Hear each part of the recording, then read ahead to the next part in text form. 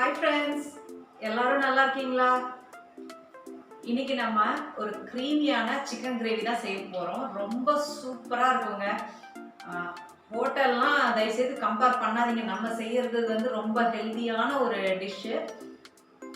அற்புதமாக இருக்குங்க. உண்மையாகவே நீங்கள் செஞ்சு பாருங்கள், எவ்வளோ டேஸ்ட்டாக இருக்கும். நீங்கள் செஞ்சு பார்த்துட்டு வந்து கமெண்ட் பண்ணுங்கள். நீங்கள் இப்போ தான் இந்த சேனல் ஃபஸ்ட் டைம் பார்க்குறீங்கன்னா ஒரு லைக் கொடுத்துருங்க. பார்த்து முடிச்சுட்டு உங்களுக்கு யூஸ்ஃபுல்லாக இருந்தால் கண்டிப்பாக சப்ஸ்கிரைப் பண்ணுங்கள். இந்த சிக்கன் கிரேவி வந்து நீங்கள் செய்கிற மெத்தடே தான், பட் ஆனால் கொஞ்சம் சின்ன சின்ன மாற்றங்கள் செஞ்சோன்னா ரொம்ப டேஸ்ட்டாக வருங்க. கைப்பக்குவம் அப்படின்றதெல்லாம் சும்மா நம்மளே ஏமாற்றிக்கிற கதை தான். நல்லா வதக்க வேண்டியதை வதக்கி சேர்க்க வேண்டியதை சேர்த்தோன்னா அளவு கரெக்டாக இருந்ததுன்னா குக்கிங் வந்து பர்ஃபெக்டாக இருக்கும். இந்த சிக்கன் கிரேவி நீங்கள் ஃபஸ்ட் டைம் தான் செய்ய போகிறீங்கன்னா ரொம்ப அட்டகாசமாக வருங்க. தேங்காய்லாம் அரைச்சே ஊற்ற வேண்டாம். இது வந்து அந்த கிரேவி ஸ்ட்ரக்சர் சூப்பராக வரும். அப்படி க்ரீமியாக இருக்கும். செய்யும் போதே சின்ன சின்ன டிப்ஸை சொல்கிறேன், அப்படியே ஃபாலோ பண்ணி செய்யுங்க. செஞ்சு பார்த்துட்டு உங்கள் வீட்டில் எல்லாருமே உங்களை வந்து கண்டிப்பாக பாராட்டுவாங்க. வாங்க எப்படி செய்யறதுன்னு பார்க்கலாம். கண்டிப்பாக ஒரு லைக்கை கொடுத்துட்டு வீடியோ பாருங்கள். வீடியோ பிடிச்சிருந்ததுன்னா சப்ஸ்கிரைப் பண்ணுங்க.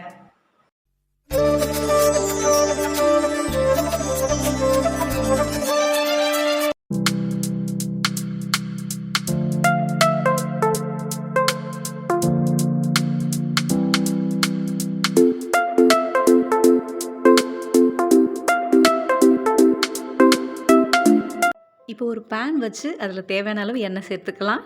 நான் இதில் வேர்க்கடலை எண்ணெய் சேர்த்துருக்கிறேன். ஒரு ஆளுக்கு 3 ஸ்பூன்ற கணக்கில் நான் சேர்த்துருக்கேன். 6 பேருக்கு சேர்த்துருக்கேன்.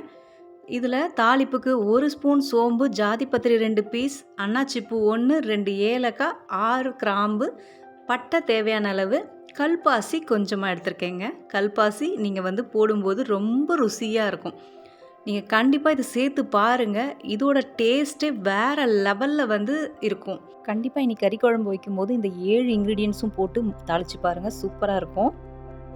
மிக்சியில் பல்ஸ் மோடில் அரைச்சி சேர்த்துக்கிறேன். இந்த மாதிரி செய்யும்போது பர்ஃபெக்டாக கிரேவி சூப்பராக வருங்க. இப்போ 3 தக்காளி அதேமாரி மிக்சியில் அரைச்சி சேர்த்துக்கலாம்.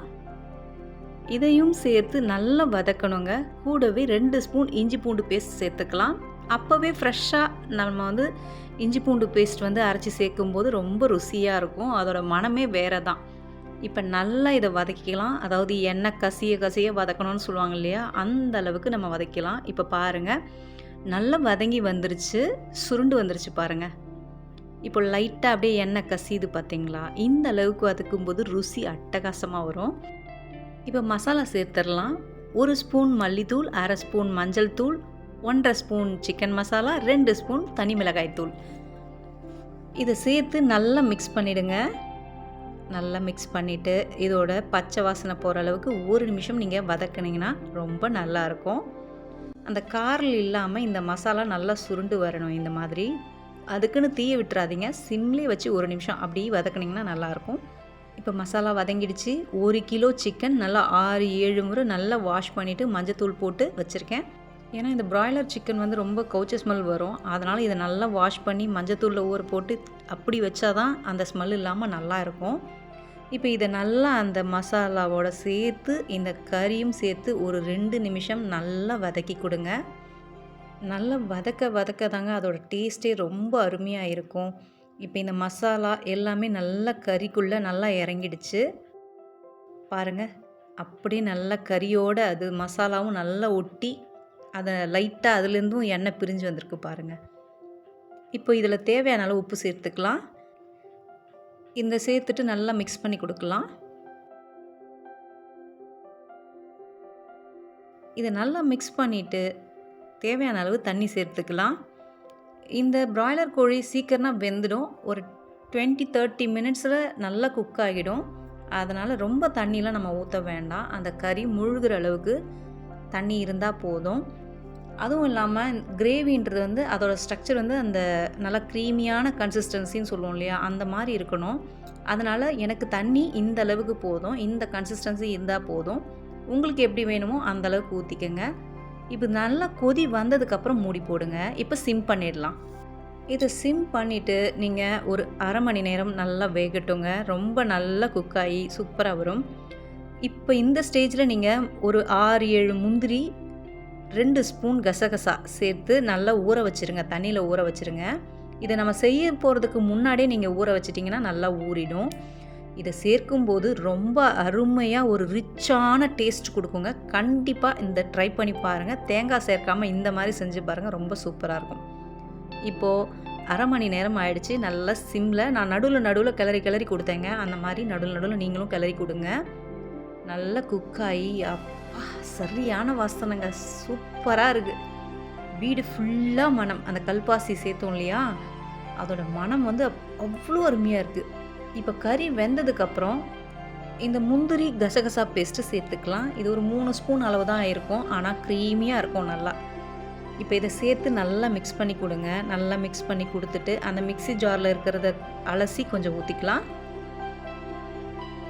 இப்போ உப்பு எல்லாமே கரெக்டாக இருக்கான்னு திரும்ப ஒரு டைம் செக் பண்ணிக்கோங்க. வேணால் இந்த ஸ்டேஜில் கூட நீங்கள் உப்பு சேர்த்துக்கலாம்.